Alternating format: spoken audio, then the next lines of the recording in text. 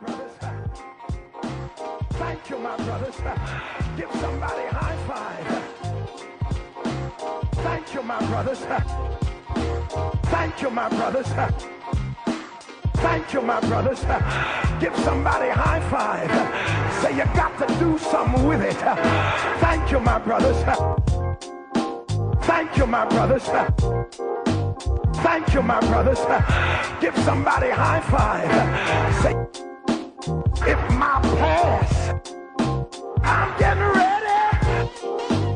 Shake somebody's hand. I'm getting ready to shake somebody's hand. I'm going somewhere. I'm going somewhere. I'm going somewhere. I'm getting ready.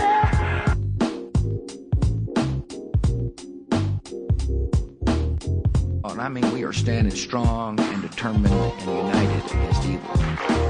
Somebody needs to hear that tonight. Somebody needs to hear that. If my past, somebody needs to hear that tonight. Somebody needs to hear that. You're not hearing me. You're not hearing me. What? Somebody needs to hear that tonight. Somebody needs to hear that. You're not hearing me. You're not hearing me. What's this? What's this? Somebody needs to hear that tonight. Somebody needs to hear that. You're not hearing me. You're not hearing me. What's this? What's this? I mean, we are standing strong and determined and united against evil. I mean, we are standing strong and determined and united against evil. I mean, we are standing strong and determined and united against evil. Shake somebody's hand. I'm going so shake somebody's hand. If my past has been rough, my future is glorious. And this is what the devil needs to understand. If my past has been rough, my future is glorious. And shake somebody's hand. Say, I'll never be the same. I'm getting ready to command my space. I'm getting ready to own what's mine. I'm getting ready to grab what's mine and tell the devil I'm ready to do something with it. To shake somebody's hand. Say, I'll never be the same. Thank you, my brothers. Thank you, my brothers. I'm getting ready. Thank you, my brothers. Give somebody a high five. Thank you, my brothers. Give some. See, if you don't understand. Thank you, my brothers. See, if you don't understand this mess you up. You hear what I'm saying? I'm going somewhere. I'm going somewhere. I'm going somewhere. Thank you, my brothers. Give somebody a high five. Say you got to do something with it. Thank you, my brothers. What's this? I'm gonna show you that. I'm gonna show you that. What's this? You know, we're passing through extraordinary times here in America. If my past. You know, we're passing through extraordinary times here in America. It seems to me that if... Hello, Mr. Bush. See, if you don't understand this mess you up. See? Hello, Mr. Bush. We fight a war. Real war. Hello, Mr. Bush. You know, we're passing through extraordinary times here in America. Hello, Mr. Bush. Thank you, my brothers. Thank you, my brothers. See, if you don't understand this mess. Thank you, my brothers. Give somebody I'm getting ready to do something. Hello, Mr. Bush. You know, we're passing through extraordinary times here in America. You know, we're passing through extraordinary times here in America. We fight a war. Real war. I mean, we are standing strong and determined and united against evil. Somebody needs to hear that tonight. Thank you, my brothers. Thank you, my brothers. Thank you, my brothers.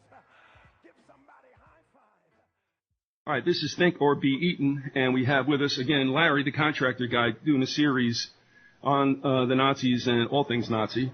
We are what we hated. The intimation there very solidly is that we are becoming Reich-like. We're already there, I think. So he has mentioned from time to time that he'd like to kind of discourse with Andy Colvin because of Colvin's study in that area. And so we have them both today as threatened, Larry and also Andy. And Andy, thanks a lot for making time for this. Appreciate you being here. And I'll throw it to you, Larry. You said you had something that you wanted him to process. Yeah, I just wanted to ask Andy, basically some questions about UFO technology and the Nazis, and read a brief statement here, kind of give you a background on what I'm talking about. Captain Ruppelt, who was the chief of the Air Force in Project Blue Book, made a statement in 1956. He said, when World War II ended, the Germans had several radical types of aircraft and guided missiles under development.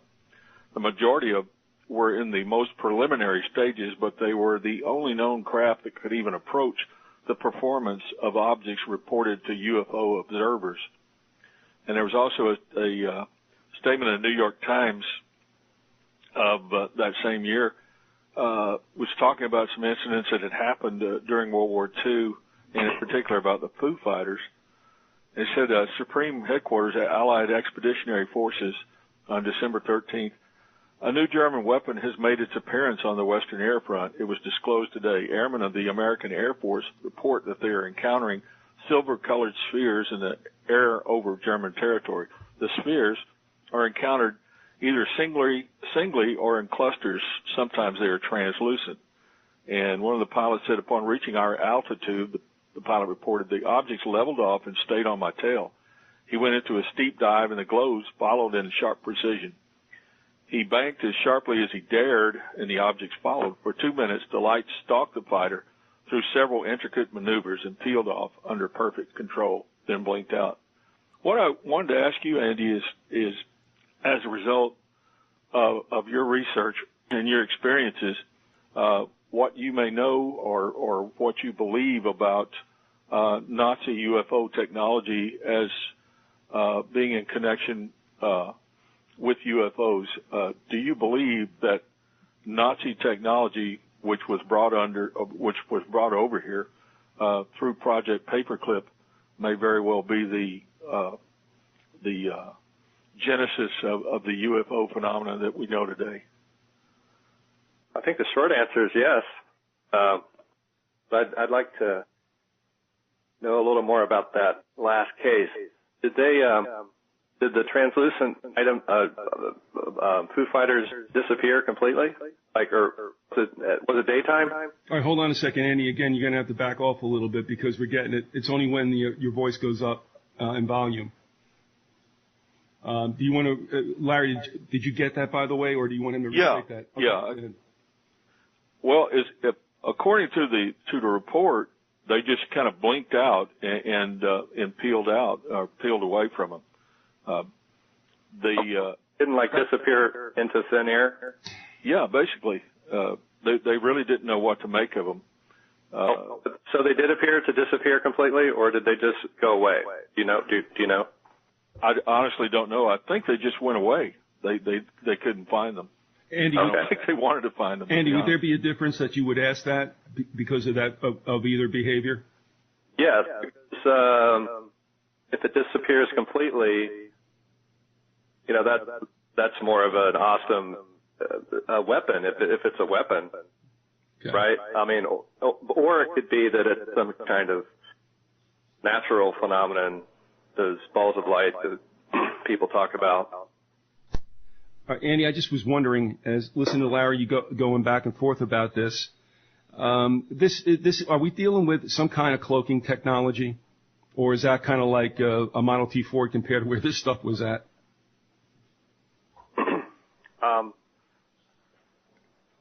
Can you ask that again? I'm sorry. Yeah, no problem. Nobody listens to me anyway. It's okay. No. But when you were asked, I found it interesting. You asking Larry whether or not these things, however long they existed, they pop right out or whatever. And Larry, we're talking about Foo Fighters there. Is that what we're talking about? Yeah. That's the phenomenon that they're talking about. All right. Before I restate that question, then here's the deal. I've always wondered about this, and it seems like it's impossible. And yet, am I right? I mean, I never got deep into this, but it seems that American pilots have mentioned seeing this, quite often. Am I right in that recollection of this being seen by credible people? Yes, they were all over the place. And the question, I was trying to get at whether or not, if these things were just seen going away and didn't actually disappear, that's kind of a lower level of threat. If the things can actually disappear, then you have to wonder, what have they discovered? Or if it's a supernatural or kind of a natural phenomenon of balls of light and that sort of thing, which maybe, in the Buddhistic world, they think that those can be people transformed into balls of light, like extensions of consciousness or something. So, that if they can disappear, it just begs more questions about what it is, because you can never really tell with some of these things if they're a military craft, something that was maybe developed under Tesla or took his ideas, versus something wholly supernatural or unexplainable coming from another dimension or something like that. Yeah, that's one thing I wanted to talk about today is what do you believe or what research have you done that's indicated that there may be a connection to interdimensional creatures? In my case, as a Christian, I believe that there may be some demonic activity. I'm not putting words in your mouth on that level, but do you believe that there may be a connection to interdimensional creatures? With Nazi craft or just with the whole Nazi UFO technology phenomenon. I'm sorry. Did you finish? Yeah, I'm hearing a little echo. Sorry. Okay. Why should now be any difference? All right, go ahead. No, I'm saying that possibly the Nazis had some contact with interdimensional beings that may have influenced or taught them something about this technology. I know that's not like a new thought on my part, but I was wondering what you might know or what your opinion might be of that. Well, if I'll give myself a plug here. I've got this new CD coming out called the Mothman's Hallucination Guide, and this might be a good time to plug that. Sure. But I won't. Well, you just did. Now stop. You are in a feisty move today, Colvin. I wish I was there. Well, you're getting into my favorite subject. What do these creatures have to do with it? And all right. And I really don't know. I mean, with Mothman, I kind of whittled it down to something, that's easy to understand, which is that he's not one of the demonic ones. He's more angelic. That's about it.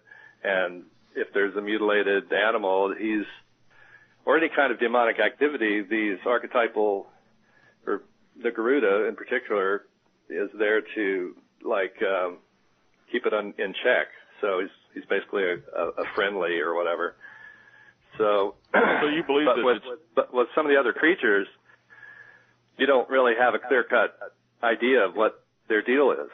And like the Bigfoot, is he just a friendly fellow in the forest, or does he abduct people like some of the Indians would say? I don't know. But yeah, they do appear around these UFOs. But it could be the same kind of thing, though, I'm thinking. Whereas, a first responder kind of deity like the Garuda would come if there was a planetary spirit movement, demonic movement. It might also come because of the frequencies that these craft are using or something. But don't we have a couple of things at play here now? Larry, at the end, what you were describing, what you're reading, that was describing these spheres of light or whatever. Mm-hmm. That's what we consider more or less the Foo Fighters, right? Yes, sir. Now, are we assuming or presuming or questioning whether or not the Nazis were in back of that? Yeah, I think there's a lot of speculation that this was, early Nazi attempts. I think the actual purpose behind them, from what I've read from military, people that were giving opinions was that they were trying to mess with the Allied radar and the engines. In other words, maybe to interfere with the radar and possibly to do something as far as a magnetic field, electromagnetic field, to cut their engines out. Now, whether they were weapons or whether they are some other phenomenon, I'm not sure. That was, it's kind of a question most people have heard of Foo Fighters, and so I think a lot of people have opinions on that. I'm pretty sure, that Andy does. All right, now, but I have a question, too, that I'd like to separate some of this stuff out with. And I think it exists to this day. And that is, some of this, we're talking about UFOs in general, but especially as it applies to what the Nazis might have been doing. Mm-hmm.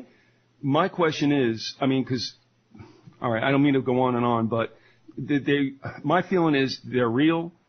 I think a lot of it, or what is some percentage of it, is not of this earth.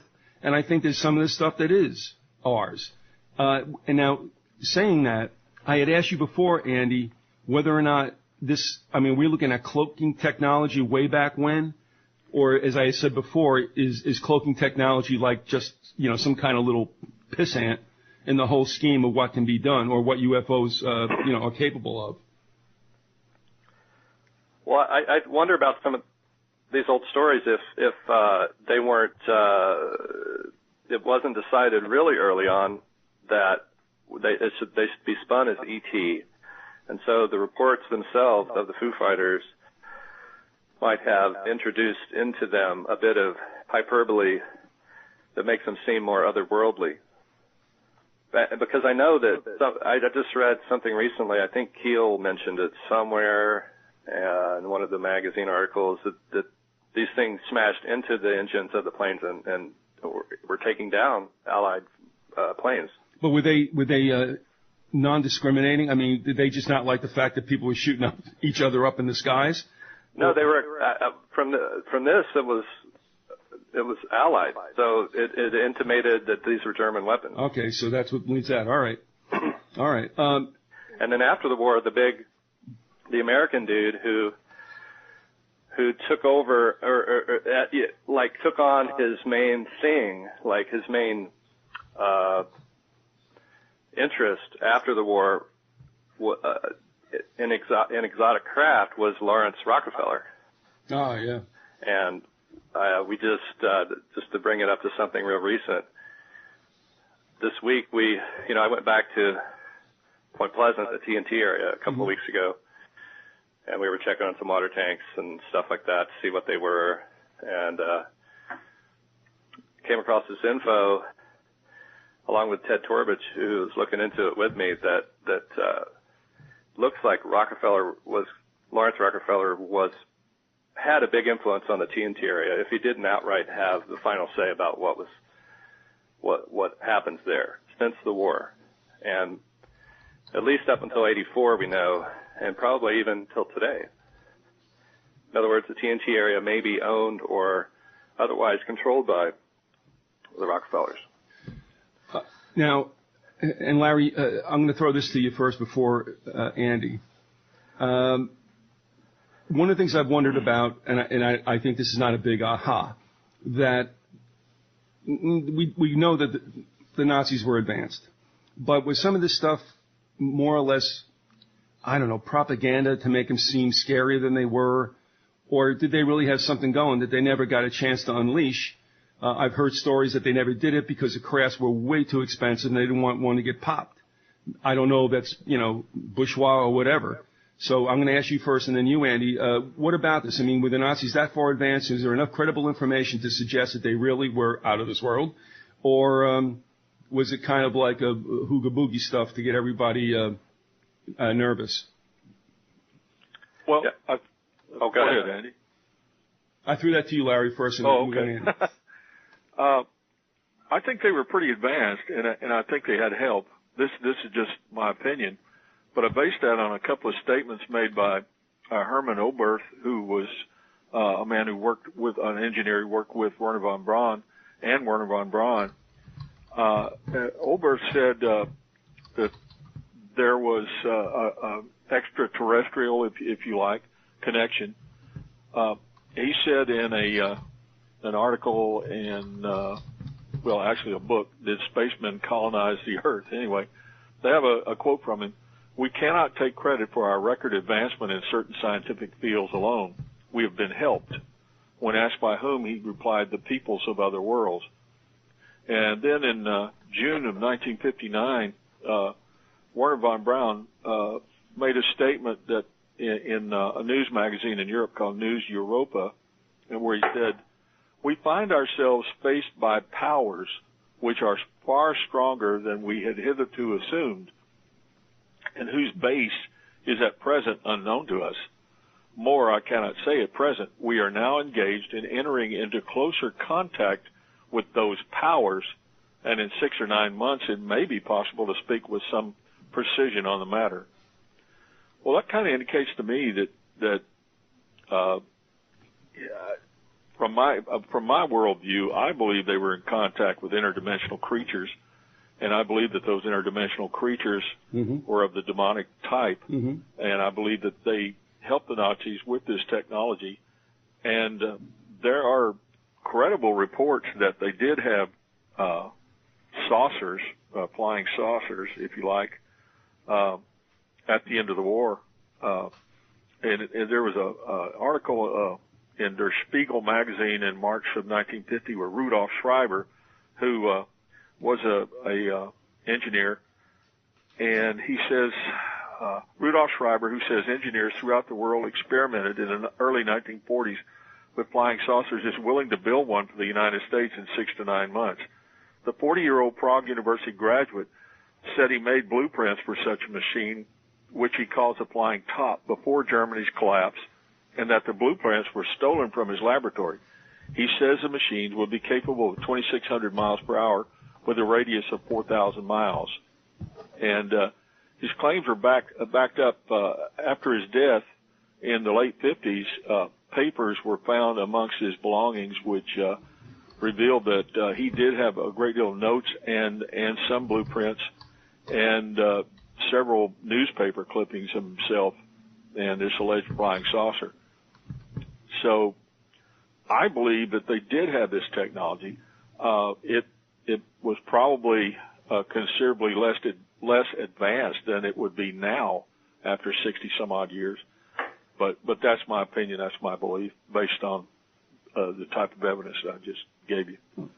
That's interesting. I mean, that's what's kind of been on my mind. Andy, what about that? I mean, what have you come across that might back up what Larry's saying, or even something else? Well, I agree. I basically agree, and I think the differences would be semantics or the way you would phrase it,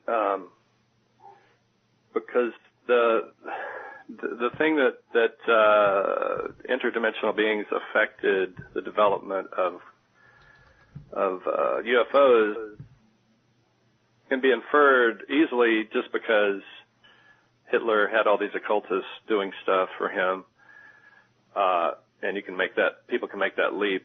But it kind of comes from the Tesla story because he actually did hear voices. Well, Hitler did too, but Tesla's the only one who really had the brains to figure this stuff out. So that's why I think he is the person who figured it out. And he did hear voices or communicate somehow with aliens that, the details of which I can't remember what they were described as or anything, but it's similar. What I was saying when I first came up, or rediscovered, this meme about Nazi saucers. It's been around since the war, and people that are around then, most recently Rod McKenzie, that writer who claims to have been somehow involved in the JFK thing, was saying that in the late 40s it was common knowledge that these were Nazi craft. And he was interested in it at the time and had books about it that he picked up, like when he was in the Army going over to, overseas. And that was just kind of a common thing. But they fought it all along the way and tried to reframe it continually as ET technology. So it continues to be pushed away and then rediscovered.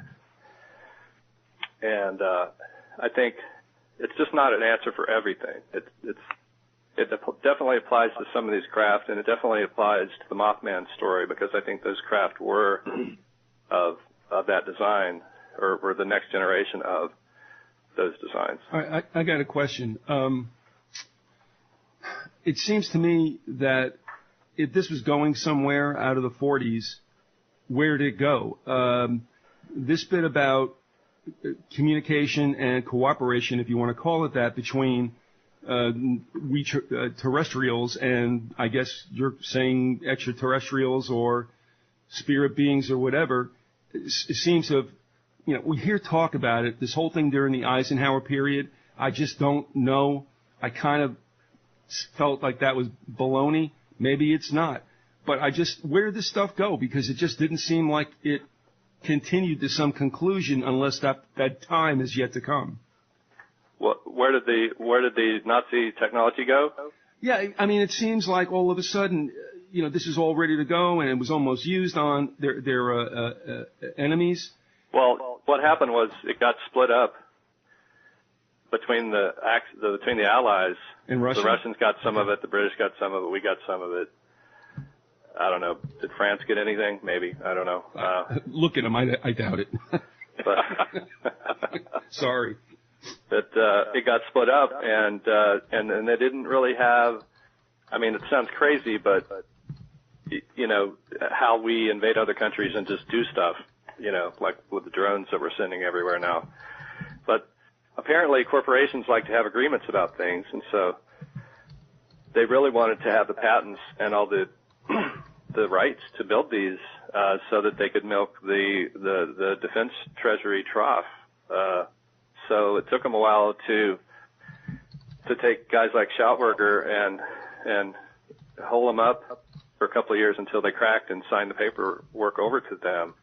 And then by that time, it was about 1960. And then in a short time, they had, you had these waves of UFOs all around the Ohio Valley, where I think these things were being built again. You had the new generation. I think it's dovetailed into what we have today with the drones. Suddenly, these things are flying all over the place, and they want to have, Homeland Security wants to have several hundred, immediately. And, they're going to be trying to fly them over the Adirondacks this year, supposedly as, to test them out. But, once you give them that ability, they're going to be flying these things everywhere, and it's just going to be 1984. All right, we got to get Andy Sr. and Herb Smith to sit on their roofs up there and watch for this stuff. But what about this whole deal with Eisenhower? I'm going to throw it to you first, Andy, and Larry, if you want to pipe in on that, by all means. I mean, we've all read stuff. I can't even tell you where it comes from. I looked at it, was like, okay, great. And I wonder about it, but it seems kind of, like I said, bullshit. But do we really believe that there was some kind of understanding between whoever and whatever and Eisenhower's administration? And, of course, obviously that was the beginning of Area 51 as well. Can we believe that stuff that our government knew right then and there? Is that to me or Larry? That's to you first. Oh, sure. Yeah, I think we knew everything that was, yeah. Geez, if that didn't give Ike a heart attack, I don't know what would. Well, no, I think he knew that they were Nazi craft. Is that what you meant?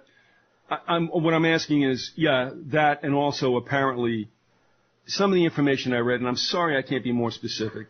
It shows you how much I gave credence to it, but it still sticks in the back of your mind, and that is, that Eisenhower's, I guess, they got the yada-yada from these extraterrestrials, and we can all kind of like get along together.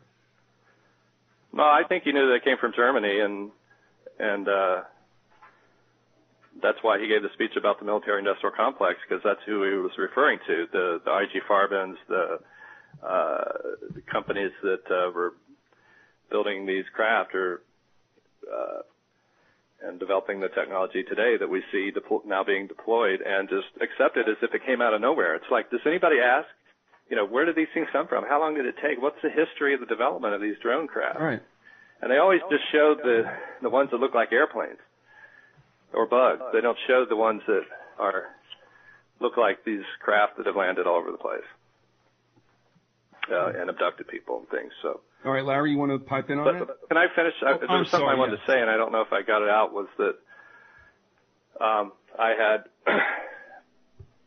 as soon as I revisited this idea that Nazi craft were responsible for the Ohio Valley UFO sightings, I started hearing immediately from that, well, the ETs gave Hitler the idea. You know, he got him for the ETs, and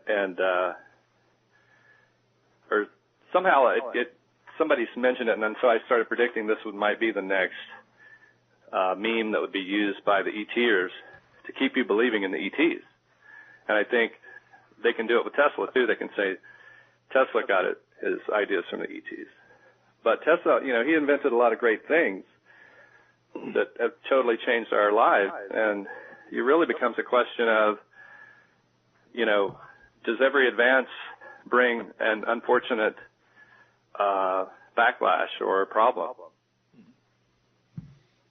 All right, you know, Larry, and I'm sorry for cutting you off there. It becomes abstract for me. It becomes a cosmic question, whether or not these are interdimensional beings or not, that are influencing people and giving them ideas, which is kind of, you know, what I've been saying with Mothman is that if he is a Garuda, then he is actively involved or an archetype of the enlightenment process. So it does seem that they affect people, and the question becomes, you know, does this particular being help or hurt us? And it's kind of hard to say if you, like the atomic bomb was thought to be the greatest thing ever, and then Oppenheimer's like, no, it's going to be the worst thing ever. And sometimes it's like that. It's what seems good is bad, and what seems bad is good. It's hard to say. Okay, Larry? I'm glad that he mentioned the atomic bomb, because that's what I was going to talk about. Is the author of probably the Bible on the atomic bomb is Robert Jung, who wrote Brighter Than a Thousand Suns, and he said this about UFOs. The first of these flying saucers, as they were later called, circular in shape, with a diameter of some 45 yards, were built by the specialists Shriver, Habermohl, and Mythe. They were first airborne on February 14, 1945, over Prague, and reached in 3 minutes a height of nearly 8 miles. They had a speed of 1,250 miles per hour, which was doubled in subsequent tests.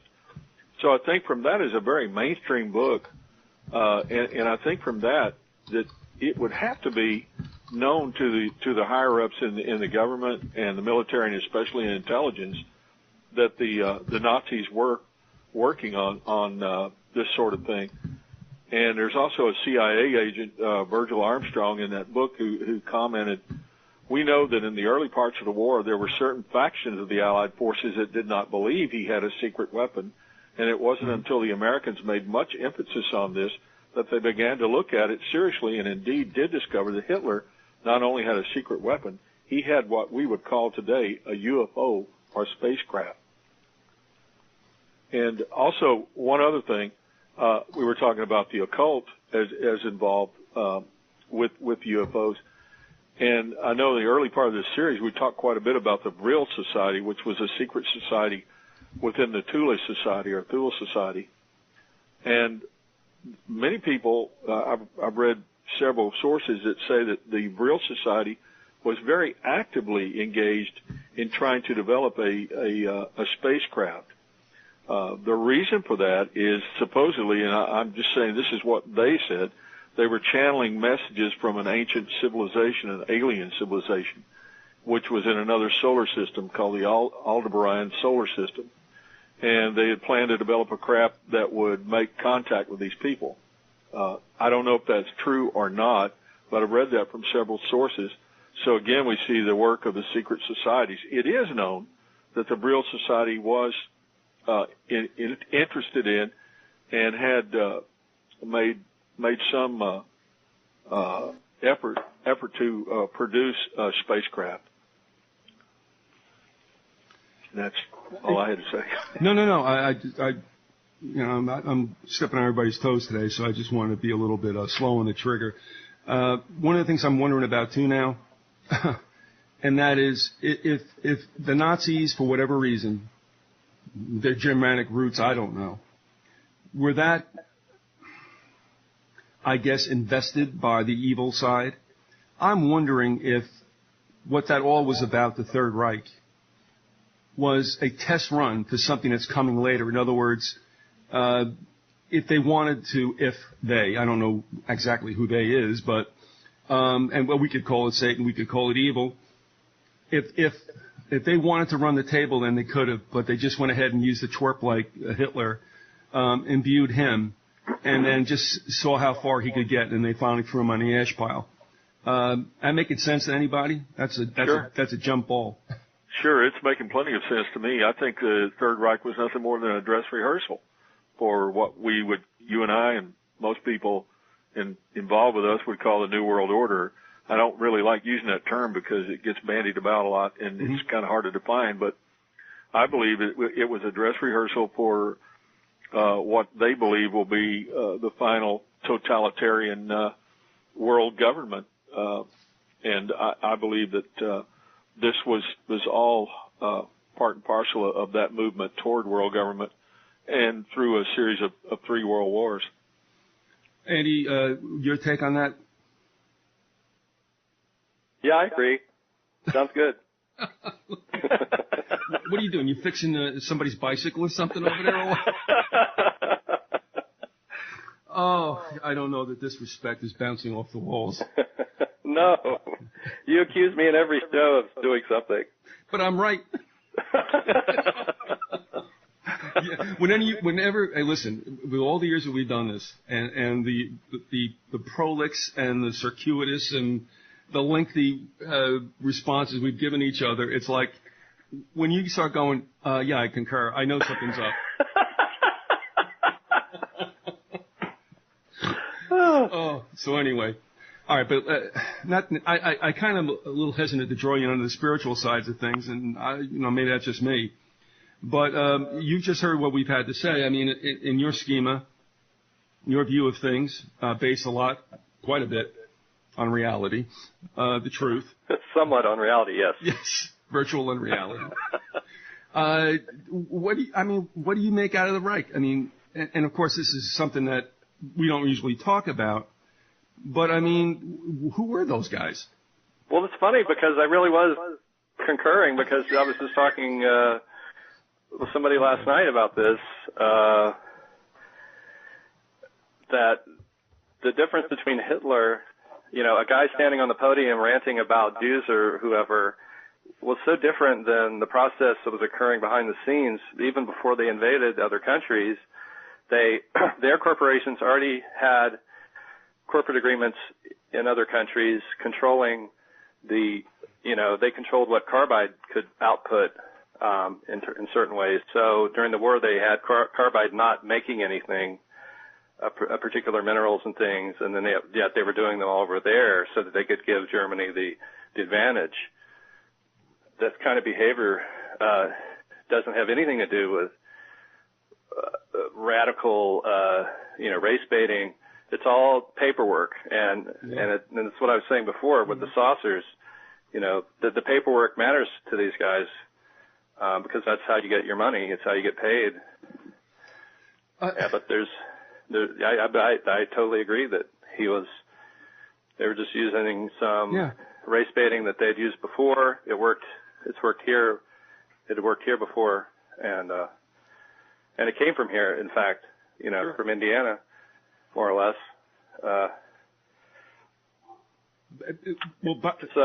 I was, and go ahead. No, you started first. Go ahead. I was getting ready to take off on a wild tangent, and I better not go there. Hey, Larry, you ready for a wild tangent? Yeah, sure. I wanted to hear what Andy had to say. That was the whole point of asking you if you could invite him on, because it's just fascinating. I wanted to ask him also about Mothman being an interdimensional creature and Mothman possibly being a guardian angel. I don't know if he would couch it in those terms, but I find it really interesting. I have couched it in those terms. because a lot of things point to that. It almost points to a Christ-like or messianic thing. But on the other hand, people, the descriptions of Mothman, and the fact that you might have him at a vortex kind of in a vortex situation where he's seen and then other things are seen. You don't know if this is a phenomenon that can shapeshift or not. So then it appears as good, bad, et cetera, et cetera.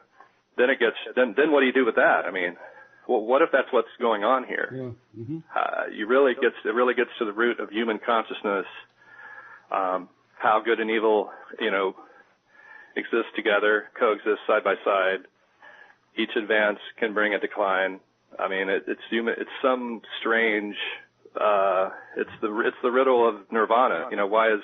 Why can nirvana exist next to hell or samsara?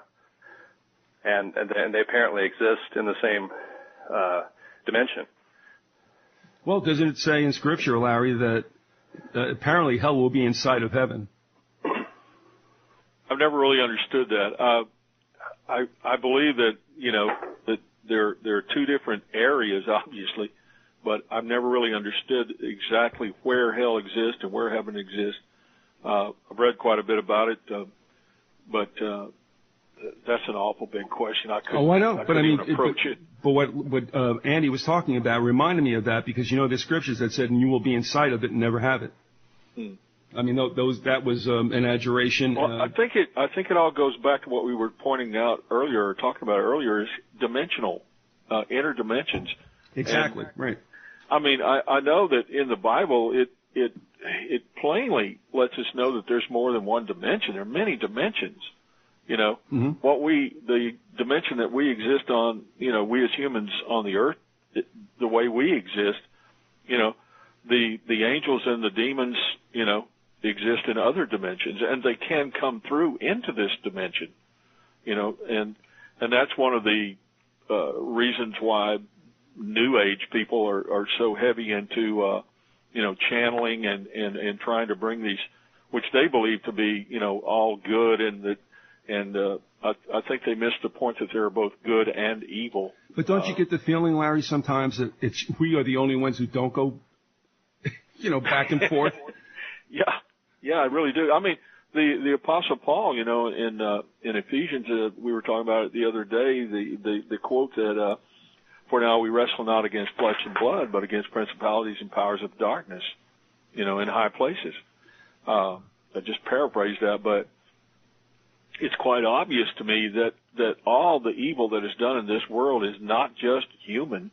It's not just of human origin. No. Because, I mean, look at the Holocaust and what the Nazis did to the people in those concentration camps. I mean, it's possible, it was just human beings who, were, deranged, but it was just a little too much for me to believe that was all of human origin, that it was, just the ideas of human beings. I think it goes into spiritual evil, and I definitely believe in spiritual evil as well as spiritual good. The Nazis were tapping into an ancient well of evil. Yeah. And where it's all somehow gets collected up into a nice little, concentrated whatever. And I think the secret societies are the key to it all. I think the secret societies and their machinations are behind much of the evil and much of the political and economic events in the world. I definitely believe that. Let's remember too that it seems that wanton murder, psychotic behavior, seems to be pretty prevalent, and I say that because we look to the Nazis and the way they did things, but we also kind of I'm not saying we're giving them passes, but we don't look as heavily in other areas where this took place. I mean, you look at the Armenian genocide that nobody knows about. Right. You take a look at what we did to the native peoples here on 2 occasions, stopping only to kill each other in the Civil War. And it goes on and on. I mean, that situation also with the Serbs, I guess, was what? Was it the Bosnians? Mm-hmm. Or the Croats. I'm sorry, I don't want to besmirch the wrong people here. Or well, whatever. you had the Muslims, and the Serbs who were Orthodox Christians, and the Ustashi, wasn't it? Yeah. I'm trying to the Croats who were Roman Catholic. Okay, there you go. And they, Croatia at one time was a protectorate of the Reich, and it was run by, Croatian Nazis. Well, then you know the story also. They said what they did to the Serbs made the SS puke.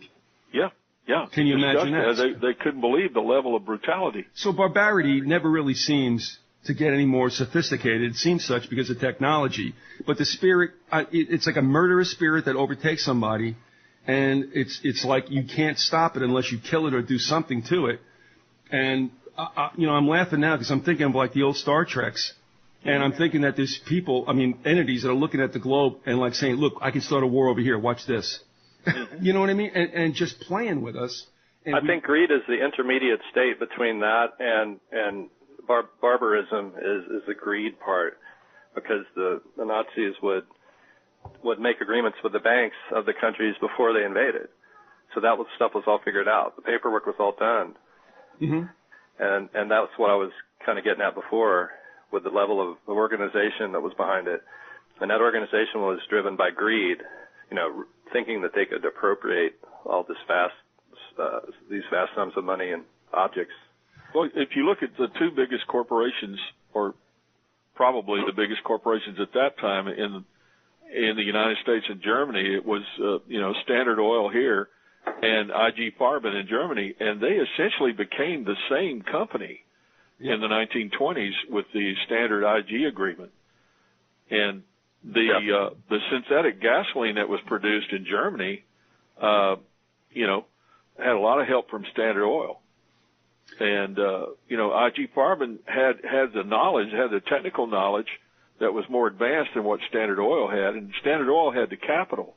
And so it was a marriage made in hell. They got together and made an agreement. And IG Farben was the most powerful corporation in Germany and was responsible for helping Hitler and the Nazi Party make it to the top, along with many other corporations. The big banks, both financial and industrial capital in the United States and England and other countries, all basically chipped in to help the Nazis come to power, along with German corporations, and they were all interlocked. Isn't it? It's all big corporate oligarchy when you get down to it. Isn't it interesting? I think all three of us are aware of this, that it was reported that the Nazis were working basically with synthetic gas. And in fact, it's reported that when Patton was chasing the Germans back into Germany, and he was running out of resources, that they were actually using the gas from the abandoned and destroyed tanks and trucks and such, so that he could keep chasing them. And it's like, did anybody hear that? Did anybody read that? And here we are, like, wondering about oil and petroleum and all this stuff. And here they had synthetic gas back in the 40s, and nobody says a word about it now. The amnesia is incredible. Yeah, coal hydrogenation, it's very expensive and it's very dirty, but it's what the Nazis used, and these plants were built by IG Farben and with help from Standard Oil. And that's how the Nazis supplied their war machine toward the end, when they couldn't get the resources, they couldn't get regular crude oil. They would take coal and make synthetic gasoline from that, and it works. And it's been around since the 1920s. That technology has been there. Well, it was even earlier, apparently, that they had synthetic. That they were squeezing the coal, which is, and they started doing that in my neck of the woods there, and right across the river from Institute, where they made the synthetic stuff during the war. I was going to mention, I saw a photo. There's a photo in the Charleston Daily Mail archives of workers, huge throng of workers making the synthetic rubber and gas. And I think it was for 1943, but I can't remember the date exactly. But I think we weren't supposed to be producing much of that then. I think that was one of those agreements I was talking to before, right, which is mentioned in that book, The Irregulars, which is the carbide or standard was kept from making that stuff by their agreements with Farben. But yet, why do we have a picture showing them making it? That's what my question. Where was this stuff going? Was it going to Germany too? Mm. You know, it may well have been. And then this is the plant, you know, in Germany, the saucer base was supposedly Dora, which was making the synthetic stuff as a front. Yes, and they may have been doing the same thing in Institute. The front was all the making of this synthetic stuff, but it was really, they were working on these saucers. Because the MJ12 and the aviary have been, implicated in Institute in some of the studies sponsored by the West Virginia State University there. So that's where the old aviary. Now we have the micro aviary, which is the little drones. They're calling those the micro aviary. So that tells you that the previous aviary was really probably about drone making the larger drones. You know, you mentioned this twice, and that's a really good point. I just want to chime in on this. You know, emails that get sent to me from folks, and sometimes you find a pattern that occurs there. And one of the things that is recurrent is the miniaturizing and the lethal capacity of the drones that they are making. You know, I mean, you can have anything from a couple of inches in size to a couple of feet that are carrying two twisters on it, and it's amazing. I mean, I understand now why, to a certain extent, if we're going to get into a smackdown on the Eurasian continent, that maybe the American military people believe that they don't really need boots on the ground that much. If you hear what I'm saying, that they can pull military back, and all they got to do is pretty much run the robots. Anybody want to address that at all? Well, I don't think it's any question that there's some very advanced aircraft. I have some personal knowledge of that from previous work experience, but I learned during that experience that there's a lot of things that are going on in places like Area 51 in particular, where very advanced aircraft and very advanced weapon systems are worked on. They're you know, that's where they perfect them. And I wouldn't doubt that they have some very advanced laser weapons, and maybe the means of delivering those weapons might be what we would, you know, generically call flying saucers. Really don't know. I mean, that's just what I think, you know, based on assumptions. There's a rumor that there's a connection between the TNT area in Point Pleasant and the Area 51, and that you know, maybe some of the equipment got moved out there or something, or when the TNT shut down, they kind of moved it out there, I guess is the basic rumor. And I never asked you about this directly, by the way, but I mean, Andy, you got any take on Wright-Patterson? You know, like the center of a lot of the stuff, I guess, you know, a lot of the happenings. Well, I mean, I'll say, I mean, to me, it's the strangest Air Force base east of the Mississippi. Yeah, that Mounds Lab has gotten me interested, you know, over there near Wright-Pat, that they may have been involved in, well, they seem to have been involved in killing somebody in MLK's family, his mother, and maybe, right. You know, it got me thinking about whether or not some of these guys in Point Pleasant were involved in planning the MLK and RFK hits, and were some of the Men in Black incidents were testing out patsies.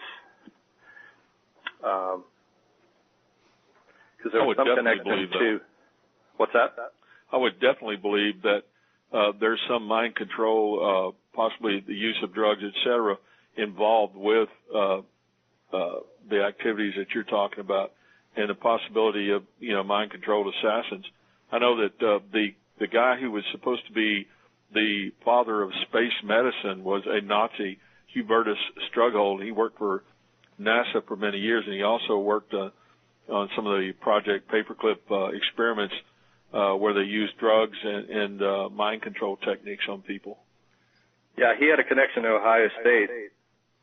So he would have probably worked with the Air Force at Wright Pat, or was perhaps involved in Mothman. Also, that might explain why the Collins brothers are the way they are. That's a cheap shot, and I admit it. But I don't know if you got that article I sent you, Viz, about Yes. Lawrence Rockefeller, but I did. there was a mention of Minneapolis in there and Medtronics and how some of their equipment sounds like the alien abduction equipment stuff. But the Jello man in black that was seen in West Virginia, I think it was him who drove the white Mustang rented out of Minneapolis, which sounds like a setup on James Earl Ray coming out of Minneapolis. There you go. Raoul Yep. thing, yeah. Yep. Yeah, and that's there's 2 or 3 things like that in the story that make you think, hey, they were trying to set some people up, and one of them, a guy named Tiny, a man in black, was a letter was recently discovered that was written to Kiel by a guy in England who had hung out with this Tiny guy, and he turned out to be sort of a neo-Nazi guy who may have been exhibiting Charlie Manson-like programming. All right, I have a question now that kind of departs a bit. Before I do that, does anybody want to prevent me from doing that? No. All right, here's what I'm wondering about. It started with Charles Wilcox educating me, really. He sent me a couple of tapes of what the Canadians were doing with the Avro, or the Arrow. Now, one of the things that was interesting is in this documentary, here in a parade, the Canadians are going down the road, their military, in a hovercraft. Pretty interesting. I mean, this is like in the 50s and 60s or somewhere around there. Also, they did have the most advanced, I guess, fighter plane. Are we talking now about the Arrow? That broke what Mach, I can't remember, and all of a sudden it seemed like whether it was JPL and or NASA grabbed those scientists and brought them to the United States, and I'm not going to say it's the last we heard of them, but they no longer were doing anything for Canada. Is anybody aware of that episode, and how does that figure into what we're talking about, this continuum of Nazi technology into the Northern Hemisphere? Well, the British had the best intel on the Nazis and probably, were using it in that way, to try out the Avro. You think they were slipping it to the Canadians? Yeah. Okay. Yeah, but it ended up in West Virginia. Doesn't everything? because there's these photos of the Avro from I don't know what year. Do you know? 56 something? 8? It was I tell you, the only thing I remember is that this whole thing went down during Eisenhower's administration. So we're looking at what? 54 to 60. No, what was it? We're talking about 52 to 60. Okay. Because by the time of Mothman, Gray Barker is writing in a Silver Bridge about a guy who's working on the Avro in West Virginia. Okay. Andy, if I could ask you a question about alien abductions, what do you believe about that? Do you think these are actual abductions, or do you believe that it's some kind of mind control program, or what? Or a little of both? Yeah. Yeah. I think it is a little bit of both. There's a natural phenomenon where people can easily imagine that alien face, either by taking drugs or being hit with electromagnetism or whatever. And so that's an archetypal thing.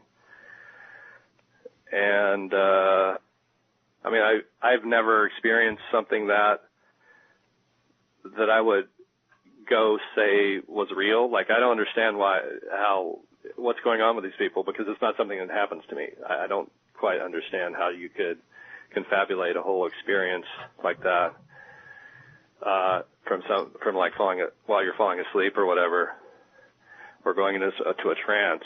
I don't even know if I'm a very good hypnotic subject or not, actually.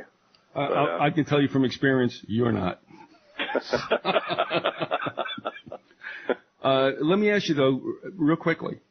I don't know what this means. I had an abduction dream where I don't know that I was abducted, but I got the sentiment of, I mean, all of us know what it's like to have the fear in you, like before you get into a fist fight or something like that when you're a kid, you get that thing happening, and it's that adrenaline. Yeah, it's the taste in the mouth and the you know, the heat in the lung. Yeah, and I had that, like, I know it was only a dream, so you shouldn't have all these sensory things going on, but I remember myself running from a spot where there was the classic searchlight kind of thing, a little cone of light down there, saying, "My God, it's real." Now, I don't know. It was very real to me, and yet I wondered, like, gee, did that really ever happen to me? And I let it go at that. Now, Andy, you've heard a lot more. You've dealt with more anecdotes with people who have told you stuff. Do you think some people are running with this? I mean, obviously there's a lunatic fringe. But is there something, at least there's a kernel of truth about it, like everything it seems with the UFOs, that, yeah, you know what, some of this stuff is real and all the rest is there for smoke and mirrors? Well, I think people can be visited by spirit beings, but it's similar. It's a similar thing to the alien thing. They can, things can come in your room while you're sleeping and all that. And so part of it, I think, is that. And they, with all the media that's out there trying to convince people to believe in ETs, they can easily take those experiences and run with them and really make it more real than it is.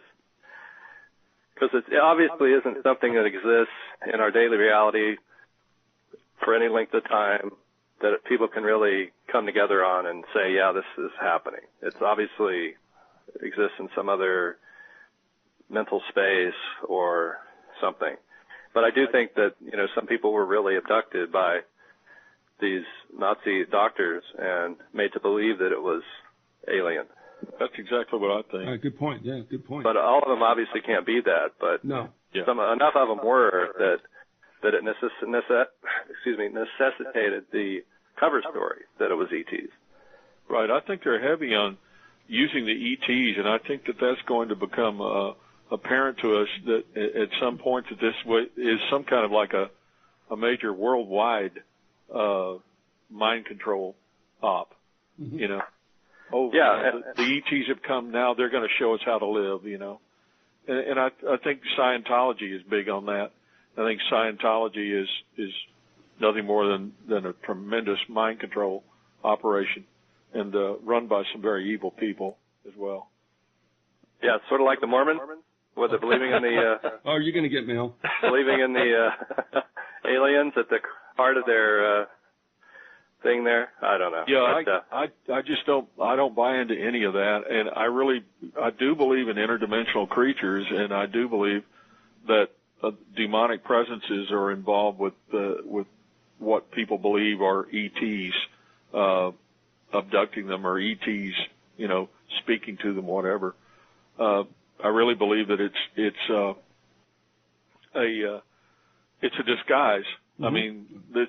Down through history in the Bible, it talks about a certain phenomenon that demonic presences can appear to be many different things. They can mimic whatever a person wants to. It's just like seances where grandpa comes back to talk to somebody, and the Bible tells us that that's a demon, disguising himself as a departed loved one. It does seem to be a top-down process to some degree, though, with the evil. Like, it's not like it can be greatly stimulated by those with authority. And if you look at authority figures, the only ones that can really pull together these different areas that show up, or showing up, like cattle mutilations, UFOs, abductions, the medical aspect of abductions, crop circles, mind control, occult interests like Masonic secret society, that's all Rockefeller territory, and specifically Lawrence. So, I mean, that's, I sent Viz that article, mm-hmm. and I think that was sort of the message of the article, is that this is the guy that pulls together all those pieces and has the money and has actually spent money on all of those. Lawrence has since passed, has he not? I believe he has, just recently. Within the last couple of years? I think so. Yeah, I did too. I mean, David's the last of the sons, and now they've got, their offspring to carry the ball. But you don't hear too much about him. Stephen, to a certain extent. But, Lawrence was a heavy hitter, but I believe he's gone. Whatever that means. You got to wonder who took over the reins of of that particular part of it. You don't hear too much about their spawn, what they're doing. No, I mean, it's David is the last, but I will say, too, that it seemed to me that when Stephen's name popped up, it has a lot to do with environmentalism. I think he was pushing for the 10 Commandments of, ecology and their own Ark of the Covenant. Yeah, the Georgia Guidestones. We should check, though, because one of the Rockefellers recently put a bunch of money toward crop circle research, and I'm thinking that would have had to be Lawrence, unless it was David. All right. Can't really see David doing that. Sorry. Go ahead, Larry. No, I was going to say. One thing that I've always thought was very odd as far as these alien abductions are these weird sexual experiments that they perform on these people. Which if they're if these are ETs and they're from, some planet, Xenon or whatever, what are they doing experimenting on human beings? Wouldn't they have a more advanced way of doing it other than probing into people's sexual organs? Well, they got the Playboy Channel too. Well, maybe it was just some of these guys that had these craft they could fly around in, or if they just came in vans and then convinced the witness that it had been a UFO. I mean, what if they were just occasionally wanted to rape somebody? Exactly. That's what I'm saying.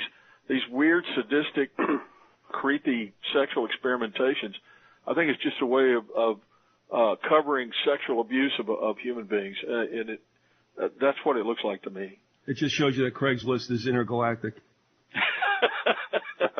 I'm so pithy today.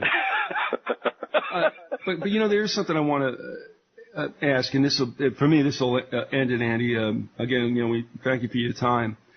But the one thing that really does get me about the whole UFO and related incidences and whatever, sectors, facets, aspects, it all seems that there is something there, and then the rest is all just, like Larry was saying, whether it was distraction or follow, but you know what I mean? It's like, okay, here's where I'm going at. When I had my episode in Vermont, the thing looked like a classic UFO from a movie. Roundish, light on top, light on the bottom, a circumferential light, with a light that went around in that. And I'm looking at this and I'm like, holy mackerel. Okay. I went through the story about how I went on the air that night at a college station and talked about next day Boston Globe, sightings from West Virginia, why not, through the Northeast. My wife and I had an episode in '85 in Jersey where we saw what you would call the dirigible type that went by. It was huge. And I'm like, why? They obviously don't care, whoever they are, that this stuff gets seen, and I almost think they want it to be. To a certain extent. Go ahead. I'm sorry. Yeah, you know where I'm going, so take it. Yeah, you asked me this last time. That's why I cut in there. Yeah, but since I know where you're going. But I got Alzheimer's, so of course I don't remember that. But well, you stated it differently, so it works. Thanks for bailing me on that, babe. Yeah. But no, go ahead. I mean, so what is the deal? I mean, it's like you want to be seen. There's no two ways about it. I just think we're being set up. We're being set up for some big revelation about our space brothers who are coming here to save us from ourselves, and I don't know how that's going to be worked out, but it looks that way to me. Andy, the beginning of the phenomenon dovetails nicely with the beginning of TV, and I think once they realized they had the TV, they rolled this thing out because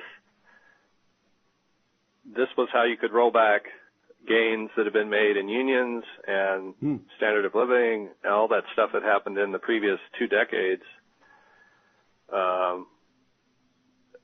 It was not only distracted from all that, but,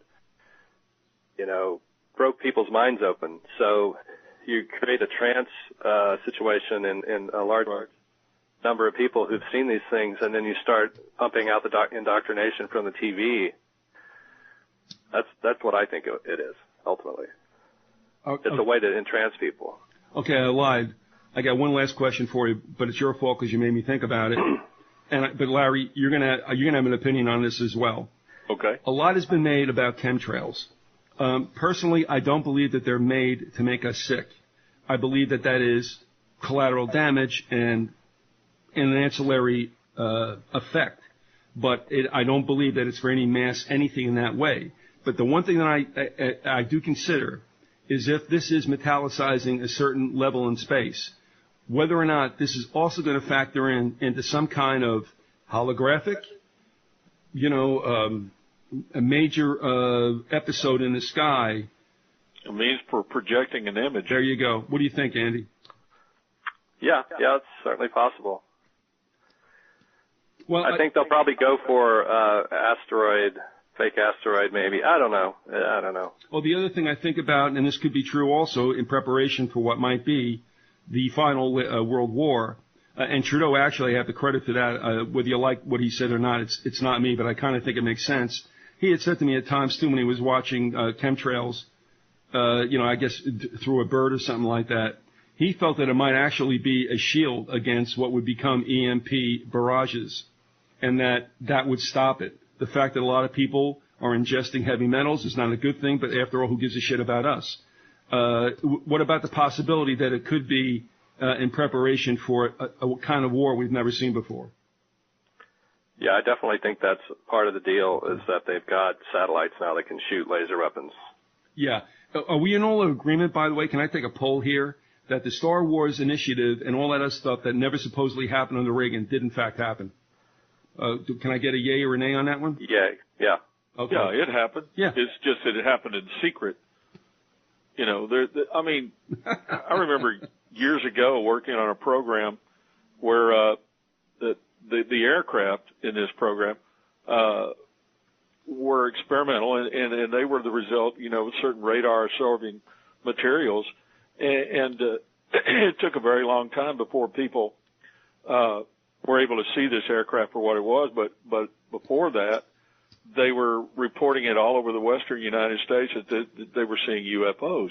Mm-hmm. Well, they were seeing an unidentified flying object, but it was an aircraft, a military aircraft from the Air Force. All right, Larry, if it's okay with you, Annie, we'll cut you loose. We thank you for being with us. If you've got a parting comment, by all means, let us have it. Otherwise, we thank you for the time that you borrowed there from your domestic situation to be with us. We really thank you for that. So you got a final comment, let us have it, or otherwise it's goodbye. Well, I could plug the new version of the Mothman Speaks. The one that came out has a problem with the index, so we're going to be just for those who bought it and they're wondering why some of the index features don't work. You know what I'd like to know is that with subsequent editions, that thing is going to be as big as like the Oxford English Dictionary. How do you do it? Well, what do you mean, with the series or? Yeah. I mean, my wife looked at it and she said, "Oh my God." What looked at what? The Mothman Speaks? Yes. Yeah. Now let's get this straight too. Yeah. You know what? You get to plug it. That's okay. I mean, that should be the way it is. And because the website isn't, like up to date necessarily, at least thus far, you've told me it isn't. Why don't you lay on us what's coming out so we get that straight? Yeah, that's coming out, a new version of the Mothman's Photographer 3, which is the big one. It's almost 600 pages. It's got a lot of the Garuda, Thunderbird, Charlie Manson interview stuff, Walter Bauert, who really was probably the person who first wrote about mind control, and then later in his life started saying that UFOs were part of that. Mm-hmm. He's got an interview in there. That's been, an index has been put onto that too. So, that'll be good for, researching all the different crazy references that are in that book. And the Mothman Speaks 2 is coming out real soon. We've got the Men in Black Secret Terror book, which kind of puts a new light on the Men in Black situation in Point Pleasant. And I really think that whole deal with Mothman, at least with the Men in Black, did have to do with Lawrence Rockefeller, because was the scion of aerospace, exotic aerospace technology, other than Howard Hughes. And, maybe, I don't know what the relationship was between those two guys, but Onassis is rumored to have taken over the Hughes empire through the money that he got from Standard Oil, from the contracts of carrying their oil around. So it may be that Lawrence put Hughes out of business. But, this is the guy that appears to have controlled the TNT area, and Carbide was really the only corporation allowed to buy and sell parts of the TNT, when they were dismantling it. They actually took out a lot of the equipment. So, we now have a definite link between Carbide and the TNT, which we really didn't quite have before. And Carbide would be the best candidate for doing the UFO stuff, because they had the only other plant similar to the one in Germany where the saucers were supposedly being built. Not the ones in Prague were kind of a different deal, but the ones in Germany matched up with Carbide's facility in the area in which all the Mothman stuff happened. And it's almost like Mothman just wanted to throw a wrench in their game somehow. So, I've said before that it might be some kind of ancient archetype trying to fight back, because a lot of the Standard Oil facilities were built on the mound areas where these creatures tend to like to inhabit. Let me ask you something. I'm going to take a wild guess. Do you remember when a listener years ago sent us a snapshot from a bird, and it showed the proximity of the CSX railroad to, was it a Carbide plant? Do you remember that? A picture? Well, yeah, I mean, however we got it, we could find, whether it was through Google Maps, if you remember, it showed the proximity of the CSX railroad next to one of the facilities that you've always spoken about. And I've not forgotten that. I didn't know if you remembered it at all. Well, the BASF plant, right? There you go. Which used to be Standard Ultramarine in Chauncey, Ohio, which is up near Athens, which is in the direction really of Indrid Cold, where he used to fly a saucer and meet Woody Derenberger. And then Standard moved to Huntington, and I think took over the BASF factory. Yeah, and that's where the photo was, wasn't it, in Huntington? Yeah, and someone was speculating that they would lock people up in the chemical plants, because chemical plants, I'm taking this a little further, they have, they're fenced in, they have razor wire and all that. They have the gases if they wanted to, they can make people work the chemical plants. It'd be one of the first things I think you do in a totalitarian situation, and that's what the Nazis were doing, was having these, slave workers work around this dangerous stuff. And yeah, that was a precedent right there. Right. So what we're looking at, and I think I think it was a she, so I'll just say that. I think that what she was intimating also is that are we looking at exactly what took place in Germany and Poland, get on the train car. Yeah, I think it's possible. They'd have to cook up more, I don't know, they'd have to create a bigger internal enemy. I don't know. Oh, yeah, that'll come. Yeah. Yeah. It's you, Hilm. It's me. Yeah. It's you and me. It's you and me. So, at any rate, but listen, thanks, obviously, putting the time in. And I just want you to know also, and everyone else, that on July 3rd at 6 Central Time, we're going to have a marathon of Grassy Knoll shows. They're all recorded. There's nothing I'm doing live. But it's starting at 6 on the 3rd, and will go until its completion sometime after 6 p.m. Central on July 4th. The reason I bring it up is because one of the audios is of you, Andy, with Robert Denton, and that was one of the good ones. So I want you to know that that's coming up. But I put it at a time at 2 a.m. so no one can hear it. Just because I love you, man. Thanks. I appreciate it. I'm sure there'll be some people up, to catch that. Yeah, well, I'm thinking there's probably somebody from Romulus or something that'll be up there listening. Lanulos. Lanulos, there you go. All All right. right. Thanks, Biz. Thank you, guys. We'll see you, Andy. Bye-bye. Bye. Thanks, Andy. He's gone. Yeah. And we can take this a little bit further if you want to. If you got any summary comments you'd like to make as far as where we went with all this, by all means, this is the time, Larry. Well, I think Andy kind of reflected my thoughts on most of this. And as far as I'm concerned, I believe the UFOs are of both terrestrial origin, and also I believe that they are involved with interdimensional beings. And in my case, I believe in the demonic, and I think Andy does too.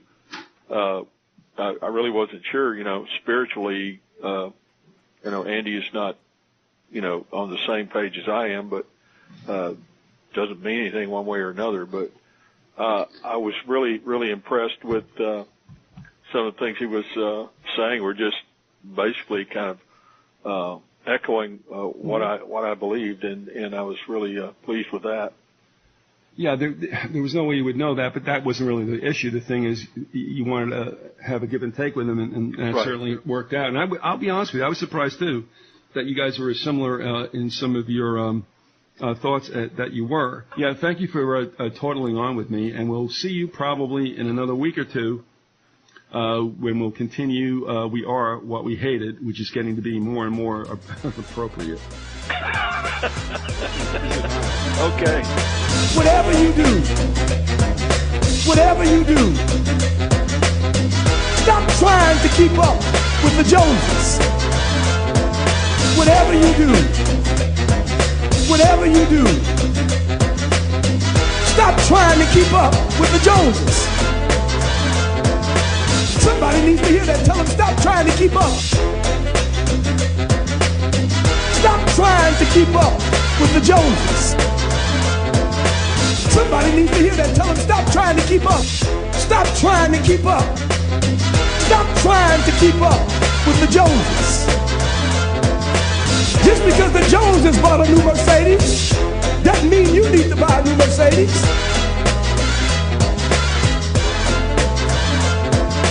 Just because the Joneses are taking a trip to Hawaii doesn't mean you have to take a trip to Hawaii. Oh, I think I'll say that again. Whatever you do, stop trying to keep up with the Joneses. Whatever you do, stop trying to keep up with the Joneses. Because I found out that the Joneses just filed for bankruptcy last week. Oh, I think I'll say that again. Your upkeep can become your downfall, especially when your income is more than your outgo. Your upkeep can become your downfall, especially when your income is more than your outgo. Whatever you do, stop trying to keep up with the Joneses. Whatever you do, stand like my shack and your shack in a bungalow. Whatever you do, Shadrach, Meshach, and Abednego.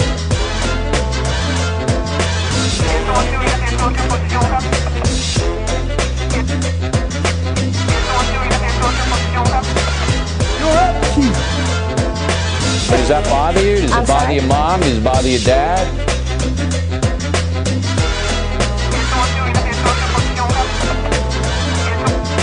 Or does that bother you? Does it bother your mom? Does it bother your dad?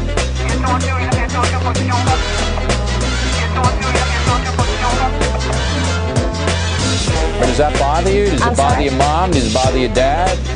Well, they're not exactly throwing a party.